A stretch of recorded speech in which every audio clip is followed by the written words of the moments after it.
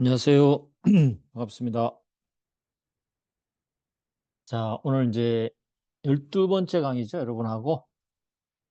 자, 어음수표법상의 권리를 좀 해보겠습니다. 지난번까지는 이제 우리가 어음수표의 위조 변조를 좀 배웠죠. 꼼꼼하게 좀 여러분 살피시면서 하셔야 됩니다. 무슨 과목이든지요, 여러분. 처음에는 조금 이해를 좀 하셔야 돼요. 이해가 안 되는 상황에서 자꾸 암기를 하다 보면, 마지막에 가서는 또 무너지고요. 시간의 효율성도 떨어집니다. 그래서 차분히 이렇게 짬을 내서 음수표를 한번 이해를 해보시기 바랍니다. 그리고 질문이 있으면 언제든지 카톡방으로 질문 주시면 제가 성실히 답변하도록 하겠습니다. 아는 만큼.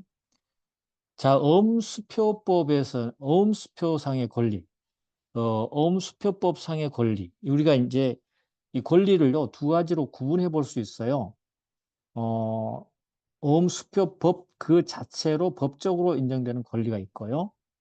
어음수표를 갖고 있으면 그 어음수표 있죠. 그 용지, 증권. 그 갖고 있음으로 해서 생기는 권리들이 있어요. 그래서 우리는 권리는 좀 여기 좀 구분을 합니다. 그걸 여러분이 좀 알아두셔야 되고요. 뭘 이걸 구분해서 시험에 나오지는 않습니다만은 우리가 어음수표법의 체계라든지 이해를 하는데 좀 도움이 될 겁니다. 일단 어음수표상의 권리는 조금 전에 말했듯이 어음수표를 갖고 있는 그 자체로서 발생하는 권리니까 다시 말하면 어음수표의 목적을 달성하기 위해서 주어진 권리죠. 그걸 말하는 건데 그럼 수표만 갖고 있으면 어음수표만 갖고 있으면 행사할 수 있는 게 뭐가 있을까요? 당연히 뭐죠? 돈 달라고 하는 가장 전형적인 어음수표상의 권리는 어때요? 돈 달라고 하는 거죠. 어음상 권리를 행사하는 거죠. 지급청권. 알겠죠? 그래서 어음은 주로 이제 제시증권이나 상환증권을 갖고 있기 때문에 원칙적으로 소지하지 않으면 어음상 권리 행사할 수 없죠. 그렇습니다. 그리고 이제 가끔 한번 전문 시험에 한번 나왔었었는데 실무적으로요. 일단은 어음수표상의 권리라고 그랬기 때문에 어음수표상의 권리, 지급청권이라든지 등등 이렇게 행사를 하려고 하면 어음을 갖고 있어야 돼요. 다시 말하면 제시증권이 보여줘야 돼요. 또 돈을 받으려면 상환해야 돼요. 교환해야 된다는 얘기죠. 그렇기 때문에 어음을 갖고 있지 않으면 발생하지 않은 권리죠. 다시 말해서 어음을 소지해야만이 발생할 수 있는 권리죠. 그렇죠? 그러면 그런 것들이 어디 있냐? 판례가 보면 회생 절차 있죠. 회생 절차에 참가하기 위해서는 참가해서 돈을 받으려고 하겠죠. 하기 위해서는 어음 채권을 회생 채권으로 신고할 때도 어떻게 된다? 제출해야 된다. 알겠죠? 어음을 제출해야 돼요. 그래서 어음 채권을 회생 채권으로 신고할 때도 제시해야 된다. 그런 뜻이죠. 이런 걸 우리가 어음 수표상의 권리로 보는 것이고 어음 수표법상의 권리는요. 어음 수표의 법률 관계를 법적으로 원활하게 해결하기 위해서 장치를 두는 거죠. 제도적 장치가 되는 거죠. 법률관계를 원활하게 처리해서 어음수표법이 인정하는 거죠. 우리 여러분 민법에 가보시면 어, 계약상 채권이 있고요. 그리고 법률상 발생하는 채권 두 가지 있죠. 계약상 채권과 법률상 채권이 있잖아요. 그죠? 법에 규정된 채권 뭐가 있어요? 부당이득, 사무관리, 불법행위 있잖아요. 그죠? 이거는 법의 규정에 의해서 그 요건만 맞으면 채권 채무가 발생하는 거죠. 이거와 똑같은 겁니다. 어음수표법도 어때요? 수표법이 인정하는 권리가 있어요. 이걸 우리가 어음수표법상의 권리를 한다. 알겠죠? 그렇게 보시면 됩니다. 그래서 일단은 먼저 기본적 내용은 어음수표상의 권리가 어음수표 금액의 직접적 회수를 위한 주된 권리지만 수표법상의 권리는 보조적 권리라고 한다. 그래서 보조적 권리이기 때문에요. 보조적 권리이기 때문에 증권 소지가 필요 없고요. 지명채권 양도 방식으로 양도가 가능한 겁니다. 알겠죠? 보조적 권리로 행사할 때 할 수 있기 때문에 뭐 증권 소지도 필요 없고 어음 수표법상의 권리이기 때문에 알겠죠? 어음 수표상의 권리는 직접 어음을 소지하고 있어야만 발생하는 권리를 말한다. 뭐 그렇게 일단 개념적으로는 여러분 좀 잡히죠? 네, 그렇게 이해를 먼저 하시고 나머지 진도도 나와볼게요. 이게 뭐 꼭 시험에 나온다기보다도 그냥 이해하는 겁니다. 이해하는 거예요. 자, 종류는 그럼 따져보죠. 뭐 어떤 게 있는데 그러면 어음수표상의 권리, 어음상 권리는 뭐가 있는데 대표적으로요. 하나만 기억하셔도 돼요. 어음금 지급 청구권이에요. 어음금 지급 청구권. 알겠죠? 어음금 지급 청구권. 돈 달라는 거죠. 어음수표를 가져가서 보여주고 어음수표가 있어야 되거든. 알겠죠? 수표상 권리니까 돈 달라고 하는 거죠. 여기에 관할하는 상환 청구권. 또 어음 보증인에 대해서 행사할 수 있는 것도 마찬가지고 지급한 어음 보증인 또 권리 뭐 이런 것들이 전부 다 어음상하는 건데 여러분들은 어음금 지급 청구권하고 상환 청구권 정도만 알아두시면 돼요. 이해만 하면 되는 거죠. 됐죠? 그렇게 보시면 된다. 그 다음에 뭐 추가적으로 수표의 지급인은 주체무자가 아니기 때문에 수표법에 인수제도 없다는 걸 알고요. 그래서 수표 지급 청구권이라는 건 없어요. 알겠죠? 다시 말해서 수표는 지급될 때까지 주채무자가 존재하지 않고요. 주채무자 존재하지 않고 그냥 수표금을 수령할 수 있는 어떤 기대권이 있는 거예요. 알겠죠? 다만 이제 수표상의 권리죠. 수표상의 권리는 상환청구권 뭐 이런 것들이 그대로 있습니다. 알겠죠? 상환청구권도 있고 다 존재한다. 됐고요. 그 다음에 수표법상의 권리란 직접 어음 청구와 관계없는 것을 말하는 거죠. 청구 관계없이 이 악의 취득자에 대한 어음 수표 반환 청구권, 상환 청구 통지를 해태한 자에 대한 손해배상 청구권, 복본 교부 청구권, 복본 반환 청구, 이 다 법에 있는 거예요. 원본 반환 청구권 다 있는 건데 이건 크게 뭐 중요하지 않고요. 여러분들은 이득 상환 청구권 하나만 잘 알고 있습니다. 시험에 나오기도 하고 그게 제일 중요하다고 보시면 됩니다. 이득상환 청구권은 뭐냐면 민법상의 부당이득 반환 청구권하고 똑같다고 보시면 돼요. 우리 민법도 어때요? 원인 없이 어떤 법률 관계에 의해서 이득을 얻는 자가 있으면 돌려주라고 돼 있잖아요. 그게 이득상환 청구권, 부당이득 반환 청구권이잖아요. 그죠? 마찬가지로 어음수표법에서도 어음수표상의 권리 의무가 있는 상태에서 권리가 있고 의무가 있는 상태에서 예를 들면 소멸시효가 진행되어 버렸다. 어음수표법상에 그죠? 그러면 어때요? 권리자는 행사를 못하고 의무자는 자기가 의무를 부담하지 않아도 되는 효과가 발생하죠. 그런데 사실은 그 의무자는 원래는 돈을 지급해야 될 자인데 금전을 지급하지 않은 이익이 발생하는 거죠. 마찬가지로 어음수표법에서도 부당하게보다도 원인 없이 이익을 얻은 자가 있을 수 있다는 거죠. 그 균형관계를 맞춰주기 위해서 법에 의해서 어떤 이해관계를 조정하기 위한 규정이 있는데 이게 이득상환청구권인데 이게 법에서 인정되는 수표법상의 권리가 되는 거죠. 이해됐죠? 그렇게 이해하시면 돼요. 그래서 여러분들 이해를 좀 하시면서 얘는 어음금 지급 청구권 하나, 그 다음에 이득상환청구권을 하나 대주시면 되겠다. 이해됐습니까? 네, 그렇게 하면 될 것 같아요. 자, 그 다음에 교재를 넘어가서 이제 587페이지가 나오는데, 어, 엄수표상의 권리의 취득이 나오고, 엄수표상의 권리의 취득이 나와 있거든요. 권리의 취득, 엄수표의 권리의 취득. 권리의 취득 원인 뭐, 그럼 엄수표상의 권리는 어떻게 취득하느냐? 당연히 엄수표를 취득해야 되겠죠. 그죠? 엄수표를 가져야만 행사할 수 있는 거니까, 엄수표를 취득해야 되겠죠? 그럼 방법이 뭐가 있을까요? 당연히 어음을 발행을 원인관계에 있음으로 해서 어음 발행인이 어음 발행해 주면 수취인이 그걸 취득하게 되는 것이죠. 그리고 만약에 어음이 배서 양도됐을 때 받는 사람도 있겠죠.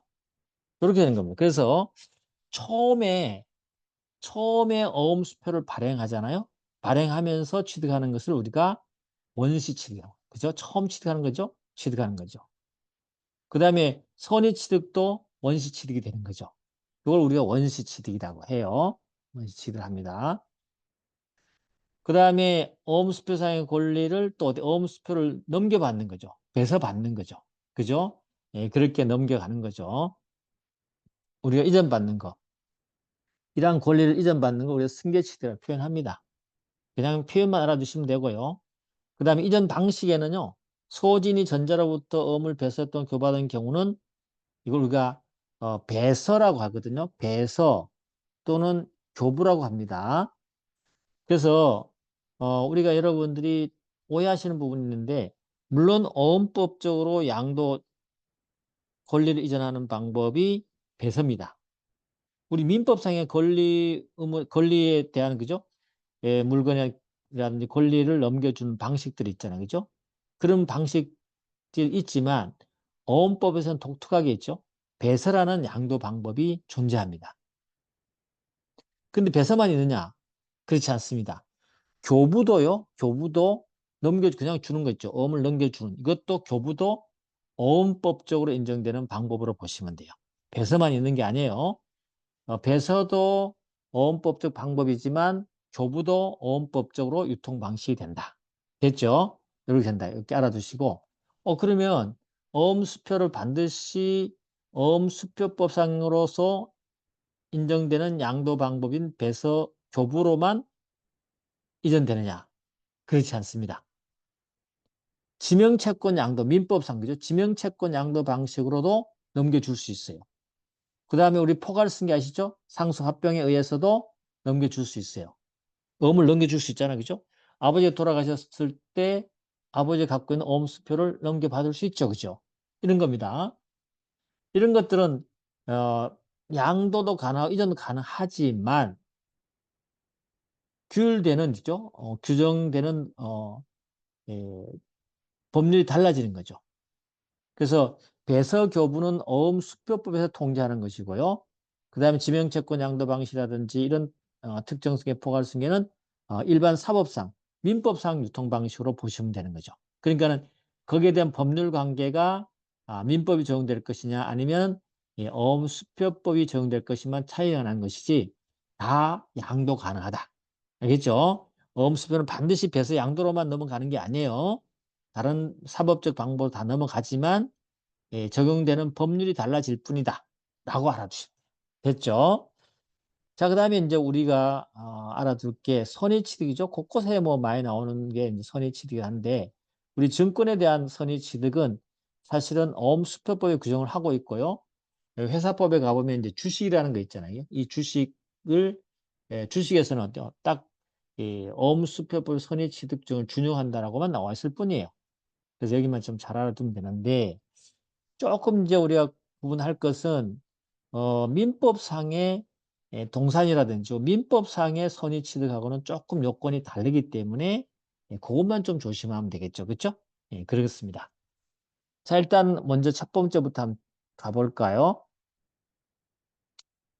어음수표의 양도인이 무권리자. 양도인이 무권리자. 그죠? 되고요. 그 다음에 양도행위에 하자가 있더라도 가능해요.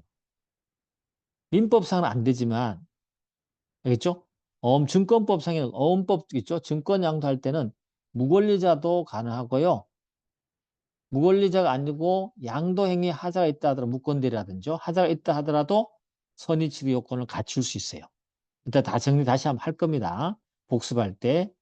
알지 못하고 다만 양도인의 형식적 자격을 신뢰해서 그로부터 어음을 취득한 자는 적법하게 어음상 권리를 취득하는 거예요. 그러니까는 형식적인 자격은 갖춰 있어야 돼요. 배서의 연속이라든지 이런 거는 외관은 다 갖춰 있어야 돼요. 단지 이제 무권리자, 그죠? 양도행위 하자했을 때 취득한 자가 거기에 대한 선의일 경우는 우리가 선의 취득 인정하는 겁니다. 그래서 어음수표법상 표현을 보면 이렇게 되어 있어요. 어떤 사유로든 간에 어음수표의 점유를 잃은 자가 있어요. 잃어버렸다는 거죠. 뭐 분실했다든지 뭐 도둑을 맞았다든지 그죠? 그렇다 하더라도 그 어음수표 소진이 그걸 도둑놈한테 얻었든지 주셨든지 간에 배서의 연속 있죠. 배서의 연속에 의해서 외관을 갖춘다는 거죠. 그 권리를 증명할 때에는 그 어음수표를 반환할 의무가 없어요. 다만 그걸 갖고 있는 소지인이 이게 무권리자다, 양도행위 하자에 있다라는 것을 알았거나 중대한 과실일 때는 선의취득이 인정되지 않는 거예요. 이해되시죠? 예, 단지 이제 좀 다른 점은 민법과 다른 점을 우리 살펴본다면 객관적으로 딱 느끼는 게 뭡니까? 요 과실이 틀리죠? 민법은 악의 과실이죠. 여기는 중대한 과실이라는 거죠. 그리고 어원법적으로는 어때요? 배서의 연속이라는 형식적 요건을 갖춰야 된다는 거예요. 아시겠죠? 그런 점이 민법과 좀 차이점이 있어요.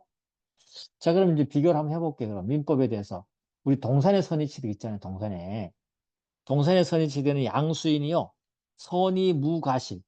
무중과실 아니에요. 무과실을 요구하고 있잖아요. 그죠? 요게 이제 어법 다른 점. 다른 점. 자, 우리가 어음수표법사하고 민법상 차이를 구분해보면 또 선의취득은 취득자가 선의 무중과실 요구한다는 점이 다른 점이라고 했죠? 어음에는요. 또 동산의 선의취득에는요. 거래행위의 유효성이 거래행위 자체가 유효성이 요건이에요. 근데 유효성 요건이지만 어음수표는 뭐라 했어요? 양도행위 어떤 하자, 대리권 헌결이죠. 이것이 있어도 선의취득이 가능하는 점에서 민법과 다른 점이죠. 또 한 가지 차이가 있어요. 민법은 도품유실물에 대한 특칙을 갖고 있어요. 근데 어음수표법은 도품유실물의 특칙은 없습니다. 물론 생각만 해봐도 알 수 있어요. 동산 같은 경우는 반드시 그 잃어버린 자가 그 물건에 대해서 고유하게 가져야 될 어떤 그런 사유가 있을 거란 말이죠. 그죠? 골동품이라든지 정말로 귀중한 그 잃어버린 자만이 독특하게 가지고 있는 어떤 권리 이익이 있을 때는 도품 유실물은 돌려주도록 하는 게 맞죠. 그죠? 근데 오음수표는 그럴 필요가 없어요. 그죠? 꼭 독특하게 그 자만이 가져야 될 그런 거는 아니었거든요. 그래서 여기는 도품 유실물 특식이 적용되지 않습니다. 됐나요? 이렇게 하고요. 차이점 이렇게 한번 이해를 좀 하세요. 한 번 정도 이해를 하셔야 돼요. 찬찬히. 자, 그럼 요건을 하나하나 좀 다시 한번 뜯어볼까요? 자, 어음수표법상 유통방법의 어음취득은 취득자가 어음수표를 배서입니다. 그게 보세요. 어음수표법적 유통방법에 의해만이 어음선의 취득이 가능하다는 얘기네요.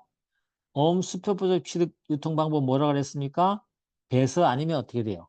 배서 아니면 교부라 그랬죠. 그죠? 배서 아니면 교부예요. 그래서 취득한 경우에만 선의 취득이 인정돼요. 물론요. 이것도 가능해요. 최후의 배서가 백지식 배서이면 인도 방법도 가능해요. 인도 방법도 가능합니다. 자, 그다음에 지명채권 양도 방식, 상속, 합병에 취득하면은 선의 취득이 인정돼 안 돼? 안 돼. 죄송합니다. 안 됩니다. 알겠죠? 따라서 배서 중에서도 지명채권 양도 효력만 있는 그런 게 있어요. 여기가 좀 어려워요. 배서 중에서도 배서하면 무조건 선의취득 인정되는 것이 아니고 배서 중에서도 지명채권 양도 효력만 발생하는 것들이 있거든요.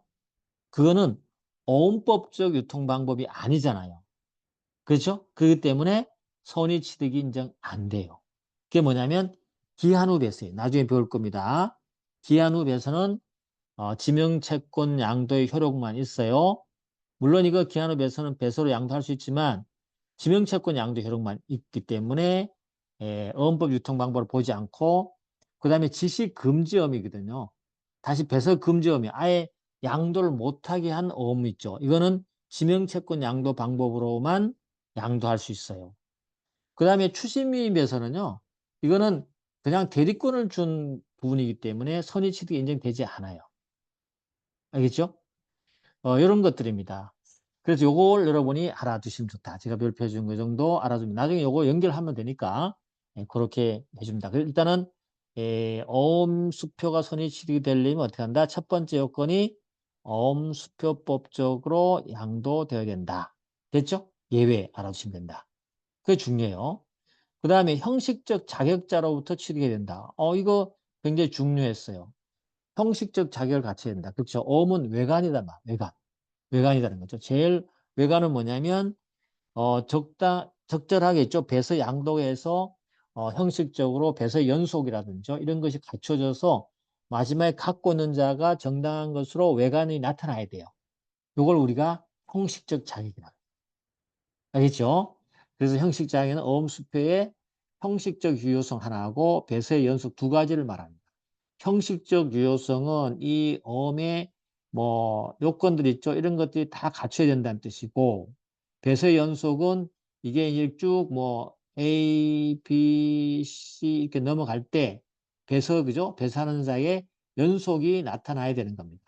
알겠죠? 예, 그랬을 때 형식적으로 마지막 소지인자가 그걸 보고 믿을 수 있는 거잖아. 그죠? 있을 때만 인정돼요. 이미 형식적으로 무효가 된다든지 배서의 연속이 깨져버렸다. 그럴 때는 손익취득이 안 된다는 뜻이에요. 알겠죠?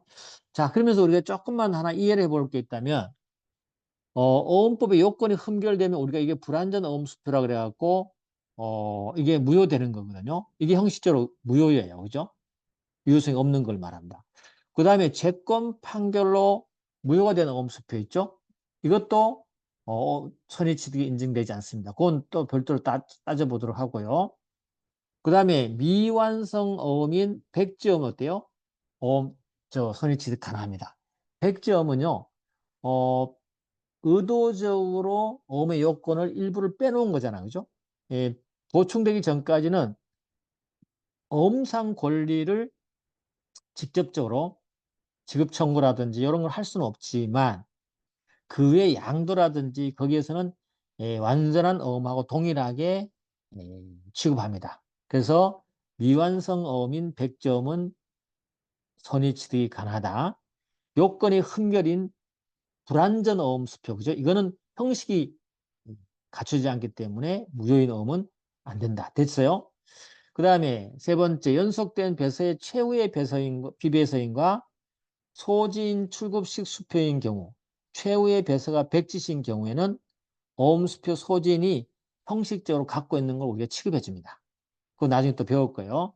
배서의 최후의 배서가 최후의 피배서인과 소진 출급식 수표인 경우 갖고 있는 자가 행사할 수 있는 거, 또 최후의 배서가 백지식이더라도 그걸 갖고 있는 자 있죠. 소지인이 자격자로 인정되기 때문에 선의취득이 인정된다는 거죠. 그 다음에 양도인이 권리가 없었어야 돼요. 또 그 다음에 양도 행위의 하자가 있으면 선의취득이 가능해요. 첫 번째 양도인 배서인이요. 원래 권리가 없는 자가 배서를 했어야 된다는 거죠. 그 다음에 두 번째는 선의치료인에서 치유되는 하자의 범위가 권리자인 양도인의 설령 권리자 하더라도 양도의 행위의 하자, 행위의 하자, 그죠? 대리권의 흠결이나 하자가 인다음에 그것도 어때? 치유가 되어서 선의취득이 인정되는 걸로 보는 거죠. 양도 행위의 하자가 있다 하더라도 대리권의 흠결의 하자가 있다 하더라도 선의취득의 요건을 갖추는 걸로 봐줍니다. 이해됐죠? 네, 그렇게 보시면 돼요. 자, 그 다음에 우리 넘어가셔가지고 네 번째로는요. 선의 취득자가 이제 취득자가 외관법령에서 악의 중대한 과실이 없어야 된다. 그렇죠? 예, 악의는 뭐 보시면 돼요. 취득자가 양도의 무권리 알고 있는 것, 중대한 과실은 무권리는 모르는 것의 부주의 큰 것, 뭐 이렇게 보시면 되는 거고. 이제 요게 가끔 시험에 나오는데 악의 중과실 판단은 언제냐? 어음수표의 취득시를 기준한다. 알겠죠? 취득시에 기준을 한다. 그죠? 나중에 뭐 그거는 취득시에만 선이면 되는 거예요. 그 다음에 악의 중과실의 대상, 악의 중과실의 대상은 어음수표 취득자의 직전 바로의 양도인만 기준하는 거예요. 그걸로만 적용되는 거죠. 여러분에게 조금 이제 수정 좀 해줘야 되는데 여기서 기준을 하는 거라고 여기서 엄폐물의 법칙은 빼주셔야 될 것 같아요. 알겠죠? 잘못 들었어요. 양도인만을 기준으로 해서 적용된다. 이렇게 보시고. 그래서 직전 양도인에 대해서만 선의 무중과시 있으면 양도인 이전의 자에 대한 악의 중과가 있더라도 선의취득이 인정된다는 거죠. 이건 대상으로 보시고 이건 엄폐물 법칙으로 연결하시면 안 돼요. 알겠죠? 그래서 이거 좀 잘못 들어갔으니까 그거 빼주시기 바랍니다. 이해됐어요? 그 다음에 악의 중과 시 증명 책임은 누가 할까요? 당연히 오음 반환 청구권자 있겠죠. 자, 그 다음에 밑에 제가 박스에 좀 넣어놓은 게 있는데 이런 것들은 뭐 그냥 악의 중과실은 사례인데요. 요즘에 시험에 잘 안 나와요. 안 나오는데 이게 중과실 있는 사례 아닌 사례만 조금 보시면 돼요. 그냥. 그래서 통상적인 거래 기준을 볼 때 양도인의 엄수표 자체로 보아서 양도인의 실적 무거리성 의심케 할 만한 사정이 있는데도 상당하고 인정되면 조사를 하지 않으면 중과실이 있는 걸 본다는 뜻이죠. 뭐 이런 것들이 있는 거니까 여러분 한번 쭉 읽어보시면 무슨 말인지 알 수 있어요. 알겠죠? 중대한 과실이 없는 거 이렇게 보시면 돼요. 그다음에 마지막에 우리 동산의 선의취득과 민법 다른 점이 또 하나 있다면 취득자에게 독립된 경제적 이익이 있어야 돼. 우리 민법 어음수표법상에 저게 되려면요. 그게 어디냐면 어디서 문제가 되느냐면 우리 추심이인배서에서 문제가 돼요. 독립된 경제적 이익이 된다. 그래서 추심이인배서의 피배서인도 그러면 선의취득할 수 있냐가 문제되는 거죠. 근데 추심이인배서 나중에 배우겠지만 A가 B에게 야 채무자에 가서 돈 받아와 라고 배서는 했지만 이게 추심이인 배서예요. 알겠죠? 돈 받아와라는 어때요? 그냥 대리권을 준 거예요. 대리권. 그쵸? 이자는 나중에 채무자인 C라면 채무자인데 돈 받는 거란 밖에 없단 말이죠. 이자가 뭔가 손익취득한다? 손익취득할 이유가 없어요. 실의가 없어요. 그죠? 대리권만 줬기 때문에 자기 손익취득한다 하더라도 대리권을 갖는 거예요. 그죠? 그 의미 없죠. 그리고 경제적 이익이 없어요. B가 취득해야 될 경제적 이익이 하나도 없어요. 그런데 이 배서 중에 만약에 입질 배서가 있잖아요. 입질 배서의 피배서는 뭘 갖게 됩니까? 질권을 갖게 되는 거잖아요. 그 질권에 대한 선의취득이 가능하단 말이죠. 그래서 그거는 가능하다는 거고 그렇게 보시면 됩니다. 자, 요건 이 정도로 보시면 되겠나요? 이해되셨죠? 그래서 하나씩 보시고 자, 효과 봅니다. 당연히 이제 원시 취득한다. 그렇죠? 어음을 반환할 의무가 없는 거죠. 그래서 원래 권리자는 어음상 권리를 상실하게 되고 선의취득자는 원시 취득을 하게 되는 겁니다. 알겠죠? 그렇게 보시면 될 거고. 자, 이제 어음수표 항변 문제예요. 이 부분을 좀 여러분이 조심해야 되는 부분이죠. 오해하시면 안 되는 부분이죠. 아, 이제 선의취득하면 원시취득이니까 모든 권리를 다 취득하니까 깨끗한 취득하겠다. 그렇죠. 맞습니다. 맞기는 맞지만 어음수표의 수상이 있죠. 권리 취득하고 의무 부담은 별개예요. 아시죠? 그래서 선의 취득했다 하더라도 기명날인 서명한 어음수표상의 채무자가 선의 취득자인 권리자에게 어음수표 채무를 부담할 것인가는 구별된다는 것이죠. 선의 취득했지만 그럼 선의 취득하면 어때요? 채무자에 대해서 어음채무에 돈 달라고 할 거 아니에요. 그럼 돈 달라고 하는 자는 어때요? 중간에 누가 껴있든 누가 선의 취득자든 간에 하여튼 마지막 소유자 가져올 때 항변권이 있으면 항변권을 행사할 수 있는 거거든요. 선의 취득을 했다 하더라도 항변권을 행사할 수 있다는 겁니다. 그런 점이 다르다는 거죠. 알겠죠? 네, 그걸 여러분 구분하셔야 됩니다. 그래서 선의 취득했다 하더라도 어음 채무자가 어음을 소지하고 있는 자에게 항변할 수 있는 상황이 있으면 항변하고 돈을 안 줄 수도 있다.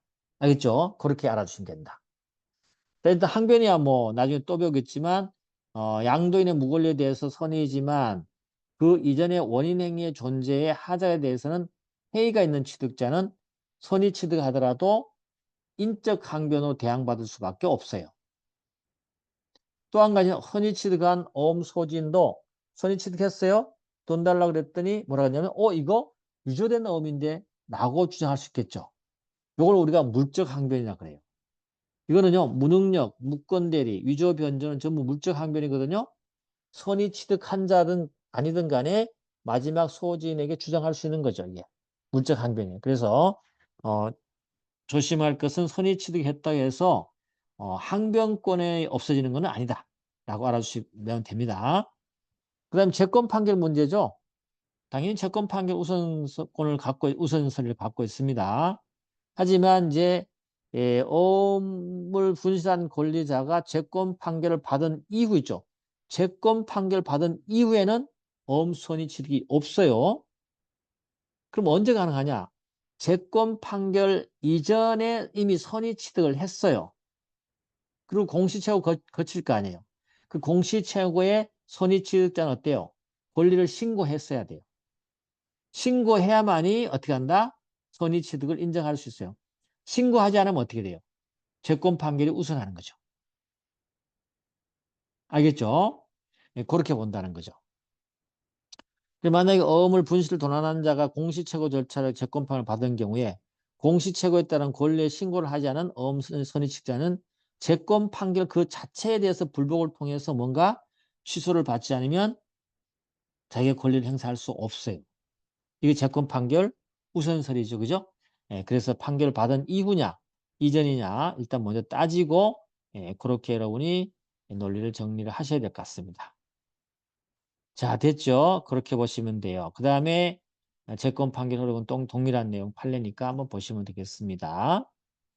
자, 그럼 우리가 복습을 한번 해볼까요? 간단하게 좀 복습을 빠르게 해보도록 하겠습니다.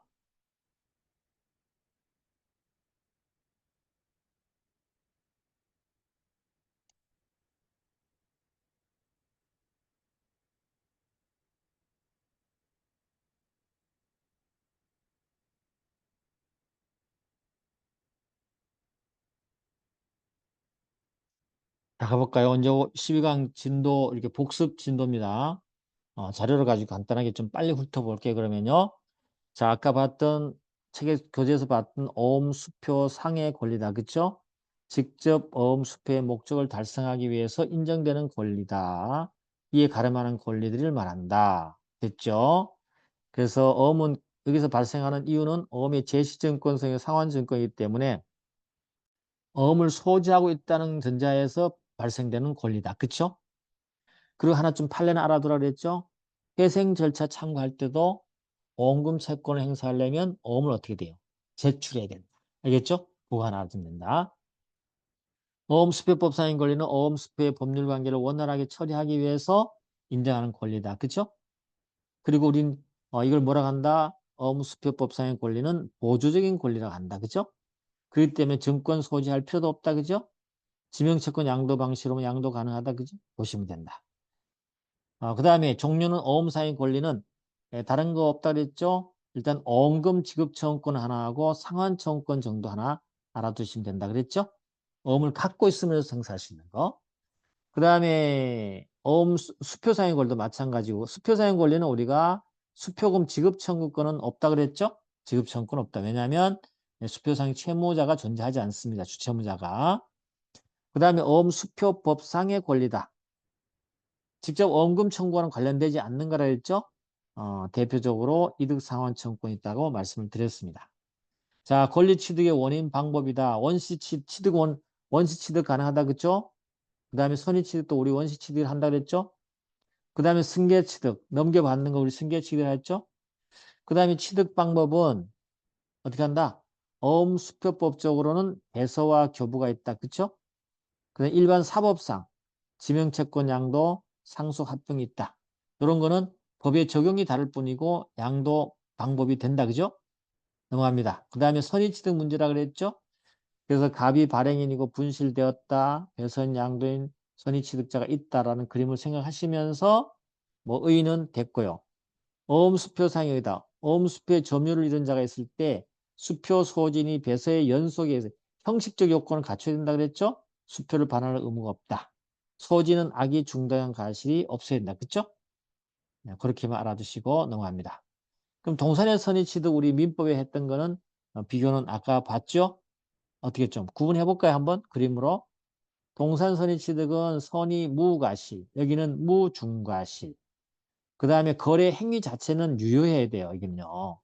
그런데 여기는 어때요? 양도 행위에 어떤 하자가 있다. 대리권의 흠결이 있어도 선의취득이 가능하다. 알겠죠?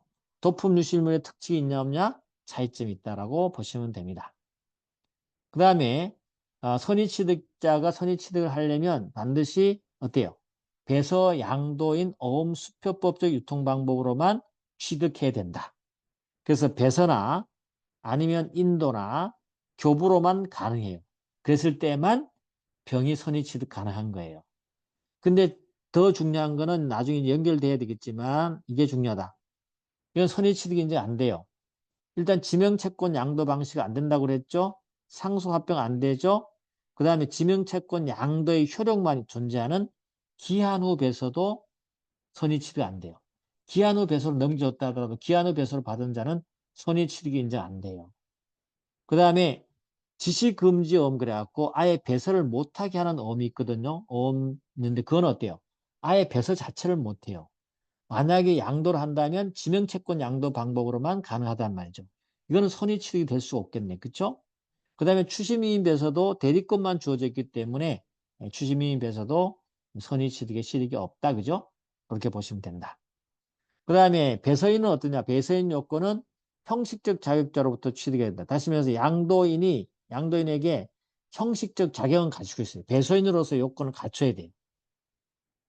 다시 말해서 형식적 유효하다는 건 어음수표가 요건을 다 갖춰서 유효해야 되고 그 다음에 배서 연속이 잘 돼 있어야 된다. 배서에 흠결이 있으면 안 된다. 요걸 우리가 형식적이 잘 갖춰야 돼요.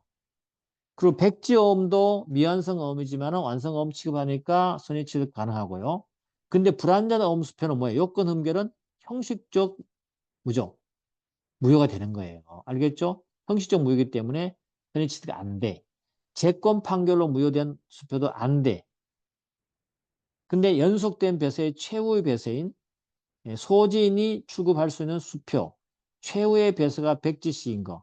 이때는요, 어음 수표의 소지인이 선의 취득도 가능합니다. 알겠죠? 그렇게 알아두시면 되겠습니다. 그 다음에 넘어가셔가지고 양도인의 요건으로서 양도인의 무권리, 양도 행위의 하자가 있으면 된다 그랬죠? 네, 됐다. 넘어가고요. 그 다음에 어음수표 취득자에게 악의 중과실이 없어야 된다. 그쵸? 예, 그렇게 알고 있으면 되고 예, 판단 시점이 의미가 있다 그랬죠? 어음수표 취득시를 기준한다. 나중에 악이 있다더라도 선의 취득은 인정한다. 그리고 악의 중과실의 대상은 어음수표 취득자의 직전의 양도인만을 기준한다. 그쵸? 양도인만을 기준한다. 그렇게 보면 됩니다. 그 다음에 악의 중과실의 증명책임 주장하는 측에 있다. 이렇게 보시면 되고요. 그 다음에 뭐 이것도 여러분 인정 사례는 뭐 교재에서 봤던 거 보시면 되고, 선의취득 요건으로서 취득자에게 독립된 경제적 이익이 하나 더 존재해야 된다 그랬죠? 독립된 경제적 이익이 존재해야 되고, 추심이인 배서의 피배에서는 경제적 이익이 없다 그죠? 대리권만 줬는데 뭐, 그걸 선의취득 하더라도 대리권만 선의취득 하는 거예요. 근데 입질 배서 같은 거는 배서 받는 자가 어때요? 질권자가 된단 말이에요. 그죠? 그렇기 때문에 선의 취득하더라도 질권을 설정받는 이익을 얻을 수 있기 때문에 선의 취득이 가능한 거예요. 이해됐죠? 자, 마지막으로 보면 원래 권리자는 효과는 보면 발행인은 권리를 상실합니다. 배서 다시 선의 취득자는 어음수배 양성 원시 취득합니다. 원시 취득하고 반환할 의무가 없다. 알겠죠? 그리고 승계취득, 선의취득자로 다시 승계한 자가 있겠죠. 이제는 어때요?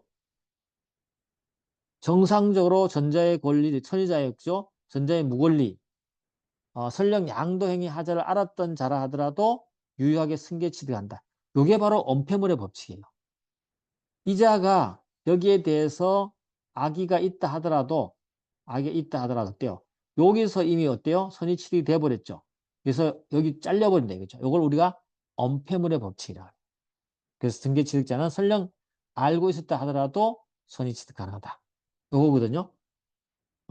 그렇게 보시면 됩니다. 자, 그 다음에 선의취득에서 분실, 해이가 있고요. 위조, 배서가 있다 합시다. 이게 위조가 됐다 합시다. 해이가 있거나 이 분실에 대해서 병이 해이가 있거나 아니면 을이 지금 위조를 해서 배설을 했다는 거죠. 이러한 항변이죠. 이러한 항변을 할 수 있냐. 다시 말해서 선의취득자가 발행인으로 돈 달라고 했단 말이죠. 엄수표 주장했죠?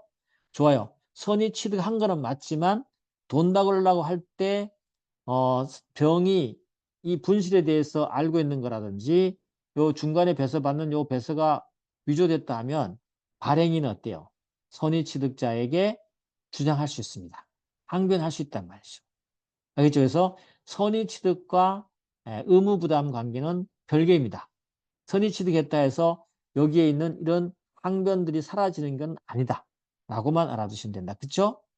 그래서 우리가 권리취득과 의무부담은 별개다. 알아두시고 그래서 어음수표 항변은 별개 문제다. 그쵸? 그 선의취득자에게도 항변에 대항할 수 있다는 거죠. 그래서 인적 항변, 그 원인 행위의 존재에 대해서, 하자에 대해서 만약에 병이 해이가 있다면 대항할 수 있고요. 만약에 무능력, 무건대리, 위조, 변조가 있었다면 갑이 이거는 위조된 것이야라고 병에게 주장할 수 있다. 그렇죠? 그렇게 보시면 된다. 자, 그다음에 법원의 재권 판결이죠. 공시채고했을 때 우리 법원에 공시채고를 했다 합시다. 재권 판결 받았어요. 근데 원칙으로 만약에 재권 판결 받게 되면 선의취득돼야 안 돼? 안 돼요. 근데 만약에 공시채고 재권 판결 받기 전에 판결 전에 선의취득했다면 그때는 어때요? 여기에 신고하고 불복하면 되는 거죠. 신고하거나 아니면 만약에 불복하면 되는 거죠.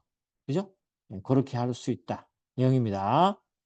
그래서 원칙 재권 판결 이후에는 선의취득을 인정하지 않는다. 이전에는 선의취득 인정한다. 알겠죠? 만약 재권 판결에서 공시채권에 따른 권리 신고를 했다. 그때는 선의취득 주장 가능해요. 만약 신고를 하지 않았잖아요. 그럴 땐 선의취득자가 자기 권리를 행사하려면 재권 판결 자체에 대해서 불복의 소를 제기해갖고 그 재권 판결을 취소를 시켜야 돼요. 그러면 선의취득이 가능해요. 이해되셨나요? 고팔려니까 그걸 읽어보시면 될 것 같고요. 그 다음에 여러분 교재 하나만 조금만 고쳐주시면 어딨냐면